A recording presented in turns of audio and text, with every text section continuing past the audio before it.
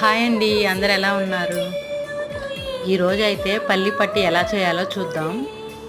ఈ కొలతలతో చేశారంటే చాలా పర్ఫెక్ట్గా వస్తుందండి చిక్కీ. ఒకసారి అయితే ఇలా ట్రై చేసి చూడండి.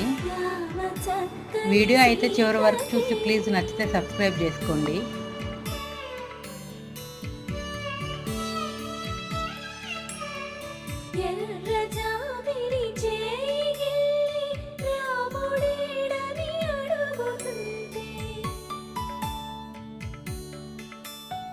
చూడలేదని పెదవి చెప్పే చెప్పలేమని కనులు చెప్పే నల్ల పూసైన